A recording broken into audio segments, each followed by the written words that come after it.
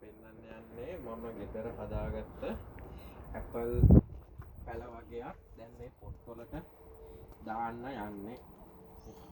මේක මේ පොඩ්ඩක් මේ කොළ වේලිලා තින්නේ පහුගිය දවස්වල අපේ රස්නේ නිසා හීට් එක වැඩි නිසා මේව පොඩ්ඩක් පිච්චිලා තියෙන්නේ කොළ.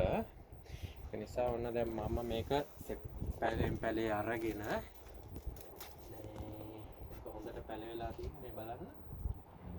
මම මෙහෙම දැන් සෙපරේට් කරනවා මේක එකින් එක මේ විදිහට වෙන් කරගෙන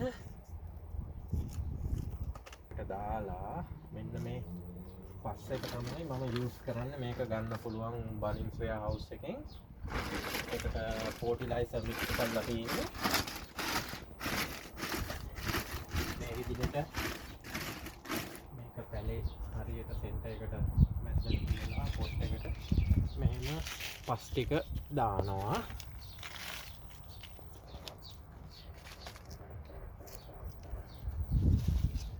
මේ විදිහට පොත් ඇතුලේ පැලේ තියා ගන්නවා.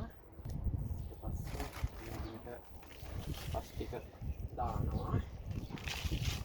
මේ විදිහට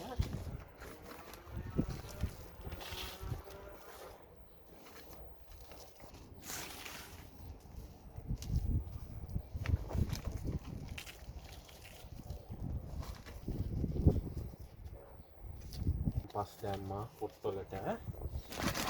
ඊට පස්සේ මම මේ ෆර්ටිලයිසර් එක මේකත් ඔයගොල්ලන්ට ගන්න පුළුවන් බනින්ස් වෙයා හවුස් එකෙන්.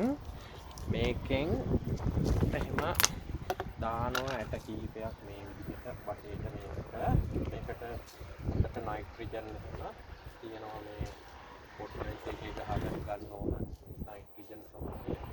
මේකක් දැම්මම මේ පැලයකට අවුරුද්දක් වගේ යනකම් මේ හොඳට නයිට්‍රජන් වැඩි දාන්න එපා. මේ ප්‍රමාණය දාන්න.